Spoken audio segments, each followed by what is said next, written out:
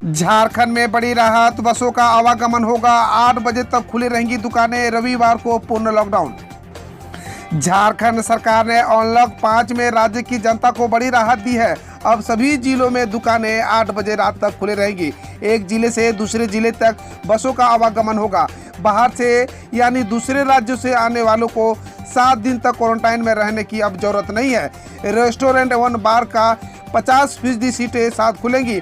एक जगह पर 50 लोगों को इकट्ठा होने की छूट मिली है। सिनेमा हॉल एवं मल्टीप्लेक्स में सीटों की क्षमता से आधे लोगों को बैठने की छूट दी गई है। हालांकि रविवार को बाजार बंद रहेगा। मुख्यमंत्री हेमंत सोरेन की अध्यक्षता में बुधवार को अनलॉक 5 पर आपदा प्रबंधन विभाग की उच्च स्तरीय बैठक हुई। उम्मीद जताई जा रही थी कि राज्य में कोरोना वायरस के घटते संक्रमण को देखते हुए 1 जुलाई से छूट का दायरा बढ़ सकता है। निर्णय लिया गया है कि दुकानों को बंद करने का समय शाम 4 बजे से बढ़ाकर रात 8 बजे तक किया गया है। बस सेवा शुरू करने की भी घोषणा की गई है। बता दें कि राज्य के 11 जिलों में कोरोना वायरस के संक्रमण 25 से भी कम सक्रिय केस रह गए हैं। पाकुड़ जिले में अब एक भी केस नहीं है। अधिकांश जिलों में संक्रमण दर प्रतिशत से भी कम है, जिसके बाद छूट देने का निर्णय लिया गया। राज्य सरकार ने कोरोना संक्रमण की चेन को तोड़ने के लिए साप्ताहिक लॉकडाउन के फार्मूले को सफल बनाया है।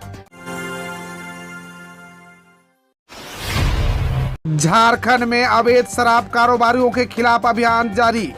अवैध शराब कारोबारियों के खिलाफ उपायुक्त के निर्देश पर उत्पाद विभाग द्वारा विशेष जांच अभियान चलाया गया। रात 2 बजे से सुबह 6 बजे के बीच उत्पाद विभाग द्वारा रिखिया व दर्दवारा बॉर्डर पर वाहनों के बीच की गई। इस दौरान सभी गाड़ियों को रोककर उनके अंदर जांच की गई। वहीं यात्रा कर रहे लोगों से नाम पता की जानकारी ली गई। यह अभियान दंडाधिकारी साधन कुमार और उत्पादन विभाग के अवर निरीक्षक कांग्रेस कुमार के नेतृत्व में चलाया गया। वहीं दर्दमारा के पास एक व्यक्ति को 5 लीटर देसी शराब के साथ पकड़ा गया है। उसे पूछताछ की जा रही है। जमशेदपुर में 1,20,000 रुपये में सड़क किनारे बिके 12 आम और बदल गई एक गरीब लड़की की किस्मत। जमशेदपुर में एक व्यक्ति ने सड़क किनारे बिक रहे 12 आम के लिए 1,20,000 रुपये की कीमत चुकाई है। 10,000 रुपये में एक आम बिकने की ये खबर क्षेत्र में चर्चा का विषय बन गई है। ये आम एक गरीब लड़की बेचे हैं, जिसके लिए इसके बाद किस्मत बदल गई। सड़क किनारे 1,20,000 रुपये में आम बेचने वाली लड़की जमशेदपुर निवासी 12 वर्षीय तुलसी कुमारी है। उसके 12 आम के लिए 1,20,000 रुपये चुकाए हैं। मुंबई के company valuable edutainment private limited ने कंपनी ने तुलसी कुमारी से मात्र 1 दर्जन आम 1,20,000 रुपये में खरीदे हैं, ताकि सड़क किनारे आम बेचने वाली वो गरीब लड़की फिर अपनी पढ़ाई शुरू कर सके। कोरोना काल में ऑनलाइन पढ़ाई करने के लिए तुलसी को एक स्मार्ट मोबाइल फोन की आवश्यकता थी। कृषि बाजार समितियों से एसडीओ की छुट्टी, राजनीतिक कार्यकर्ताओं को मिलेगी जिम्मेदारी, बाजार शुल्क भी वसूलने की तैयारी। झारखंड सरकार ने आर्थिक मोर्चे पर खुद को मजबूत करने के लिए एक बार फिर बाजार शुल्क वसूलने की तैयारी पूरी कर ली है और इससे भी अहम तैयारी है इसे प्रशासनिक निगरानी से मुक्त कराने की। अब तक कृषि बाजार समितियों में अनुमंडलाधिकारी के पास समस्त प्रशासनिक शक्तियाँ थी, जिसे हटाते हुए नई व्यवस्था में कृषि क्षेत्र के विशेषज्ञों अथवा राजनीतिक दलों के अनुभवी कार्यकर्ताओं को यह जिम्मा सौंपने की तैयारी की जा रही है। इस पद पर व्यक्ति का मनोनयन सरकार की ओर से किया जाएगा। निजी स्कूलों में फीस बढ़ोतरी को लेकर सरकार ले सकती है बड़ा फैसला। झारखंड स्कूली शिक्षा एवं साक्षरता विभाग निजी स्कूलों की फीस बढ़ोतरी पर नियंत्रण तथा कोरोना वायरस महामारी के कारण ट्यूशन शुल्क छोड़कर अन्य शुल्क नहीं लेने के मामले में विधि परामर्श ले रहा है। हालांकि विभाग ने मई माह में ही विधि विभाग से इस संबंध में परामर्श मांगा था, लेकिन अभी तक परामर्श नहीं मिला है। विभाग ने निजी स्कूलों में फीस बढ़ोतरी आदि को लेकर झारखंड सहित कुछ अन्य राज्यों के उच्च न्यायालयों के आदेशों तक सर्वोच्च न्यायालय के आदेश को लेकर भी विधि विभाग से परामर्श मांगा है। पुलिस एसोसिएशन के अध्यक्ष बोले, निशिकांत दुबे व प्रदीप यादव से मुझे और मेरे परिवार को जान का खतरा।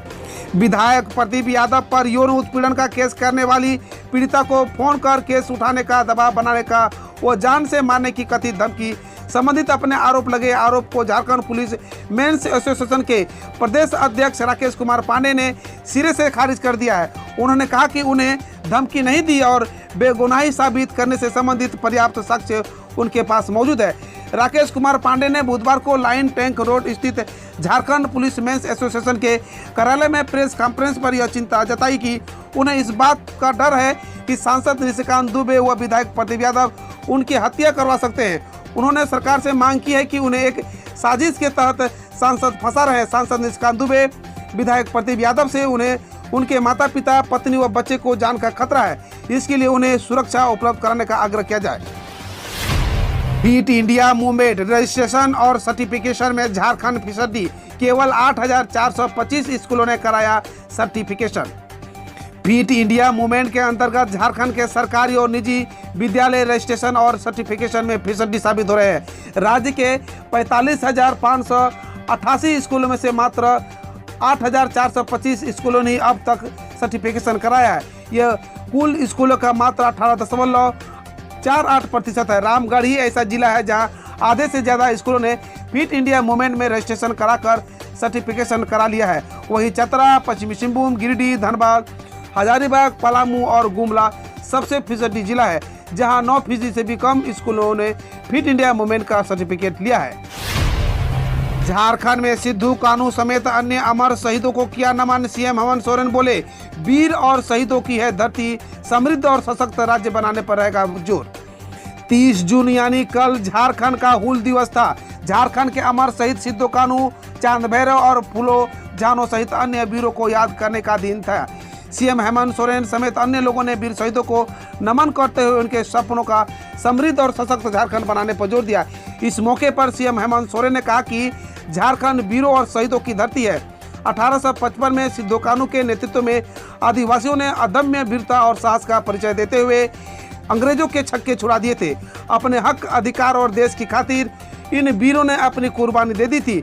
संथाल परगना के ऐसे नायकों की शहादत हम सभी को सदैव प्रेरित करेगा। इन अमर शहीदों के आदर्शों के अनुरूप झारखंड को बनाना ही उनके प्रति सच्ची श्रद्धांजलि है। झारखंड में जेपीएससी सिविल सेवा पीटी परीक्षा की तैयारी हुई शुरू। 3,69,000 अभ्यर्थियों से मांगी गई सूची, जानिए कब हो सकती है परीक्षा।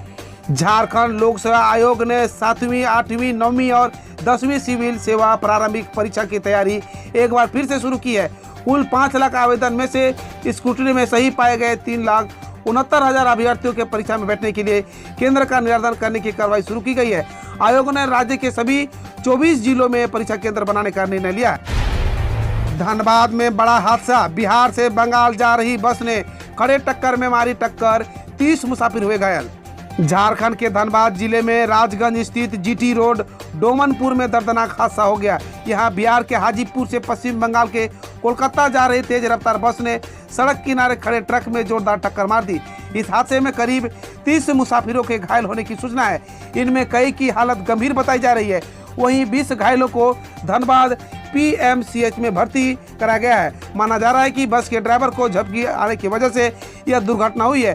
पुलिस ने मामले की जांच शुरू कर दी है। कोविड वैक्सीन बनाने वाले वैज्ञानिकों को मिले भारत रत्न। झारखंड के स्वास्थ्य मंत्री ने पीएम मोदी को लिखा पत्र। झारखंड के स्वास्थ्य मंत्री बन्ना गुप्ता ने कल बुधवार को प्रधानमंत्री नरेंद्र मोदी को एक पत्र लिखकर कोविड वैक्सीन बनाने वाले वैज्ञानिकों को भारत रत्न देने की अपील की है। उन्होंने कहा कि कोरोना की तीसरी लहर की संभावना को देखते हुए देश के साथ झारखंड भी आपके नेतृत्व में कोरोना के खिलाफ अघोषित युद्ध लड़ने के कटिबद्ध है। उन्होंने कहा कि कोरोना की वैश्विक महामारी की वजह से जीवन और व्यापार प्रभावित हुआ है, मगर स्वदेशी कोरोना वैक्सीन का आविष्कार और उसके चरणबद्ध तरीके से टीकाकरण की वजह सभी अपने आप को काफी हद तक सुरक्षित रखा पाए हैं। टीकाकरण से विकसित रोग प्रतिरोधक क्षमता से महामारी प्रकोप को कम करने और विश्व पटल पर आत्मनिर्भर भारत का परिचय देने में सफल रहे। दूसरे राज्यों से झारखंड आ रहे यात्रियों के लिए जरूरी खबर, घर जाने से पूर्व करना पड़ सकता है यह काम। दूसरे राज्यों से ट्रेन या प्लेन से झारखंड आने वाले लोगों को रिपोर्टिंग अनिवार्य हो सकती है। ऐसे यात्रियों को झारखंड के स्टेशनों या एयरपोर्ट पर पहुंचने के बाद जिला प्रशासन द्वारा तैनात पदाधिकारियों के समक्ष रिपोर्टिंग करनी होगी, ताकि उनकी जांच व सर्विलांस हो सके। झारखंड पहुंचने के 72 घंटे के भीतर RT-PCR की निगेटिव रिपोर्ट भी देनी पड़ सकती है। राज्य सरकार दूसरे कई राज्यों से डेल्टा प्लस के मामले मिलने के कारण इसे अनिवार्य करने की तैयारी कर रही है। झारखंड मुक्ति मोर्चा की दुमका जिला समिति भंग, अध्यक्ष सुभाष कुमार सिंह हटाए गए। झारखंड मुक्ति मोर्चा की दुमका जिला समिति भंग कर दी गई है। महासचिव सुप्रियो भट्टाचार्य ने यह जानकारी दी है। कार्यालय के आदेश के मुताबिक मोर्चा के कार्यकारी अध्यक्ष ने दुमका जिला समिति के अध्यक्ष सुभाष कुमार सिंह को पूर्व में दिया गया इस्तीफा तत्काल प्रभाव से स्वीकार कर लिया गया है। केंद्रीय समिति ने हिदायत दी है कि सुभाष कुमार सिंह द्वारा दुमका जिला समिति के अध्यक्ष पद का प्रयोग करना अनुचित एवं अनुशासनहीनता है।